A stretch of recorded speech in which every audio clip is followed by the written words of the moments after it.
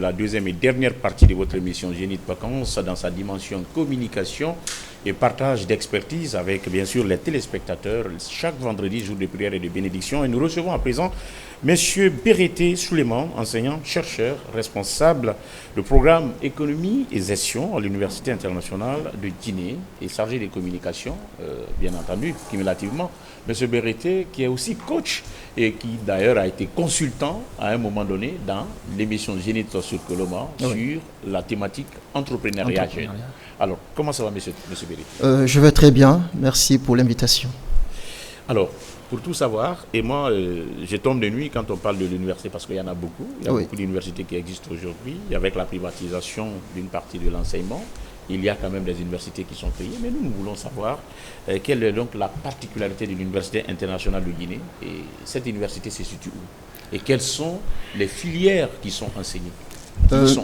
Merci beaucoup pour la question. Je commencerai par la localisation de l'université. L'Université internationale de Guinée est une université déjà créée depuis 2019, qui est aujourd'hui située dans la commune de Kagbélé, précisément dans le quartier Mamboya Ouest. La route la plus facile pour y accéder est la route de l'usine qui est juste après Gomboya, dont je vais taire le nom pour ne pas faire de la publicité. Évidemment. Il est important de savoir que la spécificité de cette université est que cette université fait partie des rares universités privées en Guinée qui offrent les deux programmes, c'est-à-dire elle dispose d'un département de langue et civilisation arabe et d'un département d'économie et de droit. Donc dans la plupart des autres universités, généralement, surtout privées, il y a très peu d'universités qui s'intéressent aux côtés de langue et de la civilisation arabe. Et sa spécificité est que cette institution offre aux étudiants récipiendaires qui viennent de l'intérieur du pays la capacité d'être hébergés gratuitement. Formidable. Donc le fondateur a pensé vraiment à faire en sorte que ces étudiants qui viennent soit de Zérekoré, de Lola et autres, puissent avoir à Conakry un logement décent pendant leur cycle, pendant les 3 années. Bien sûr avec une capacité qui est peut-être adaptée. Parce que nous sommes à la veille des orientations.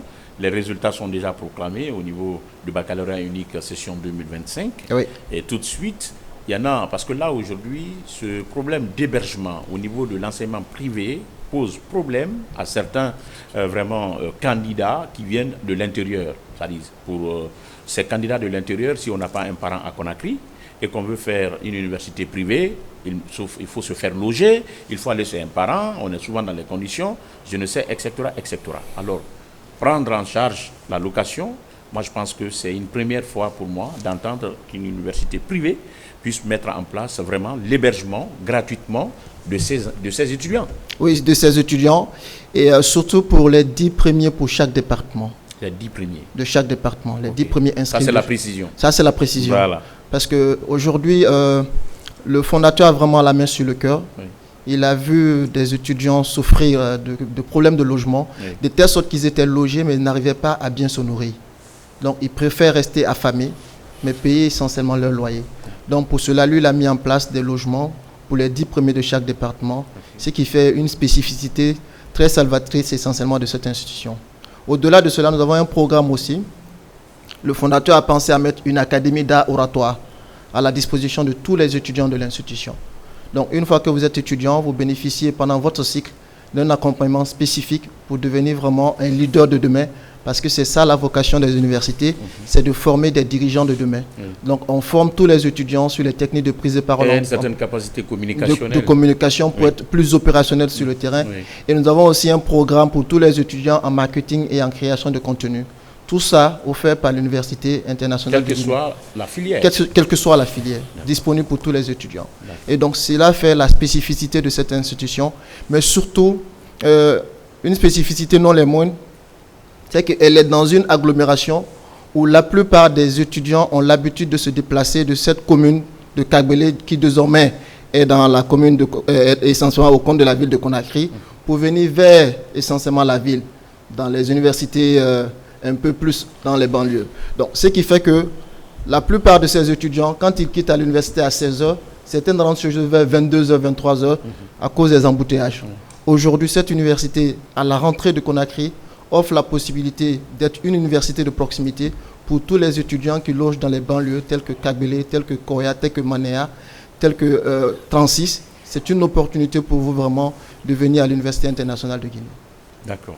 Alors, déjà, ma question sur les particularités ont été données, mais qui parle d'hébergement déjà, c'est un grand pas. Mais est-ce que cet hébergement, c'est entièrement une prise en charge et accompagné de nourriture, ou bien c'est le caractère internat seulement qui est observé ou qui est pris en charge par la fondation de l'université? La fondation prend juste le caractère de logement. Okay. L'étudiant est responsable de sa propre alimentation. Donc, peut-être si... les activités évoluent bon train. Je sais déjà que c'est quelqu'un qui a la main sur le cœur. Je l'ai vu déjà soutenir en catimini des étudiants sans que cela ne soit formel.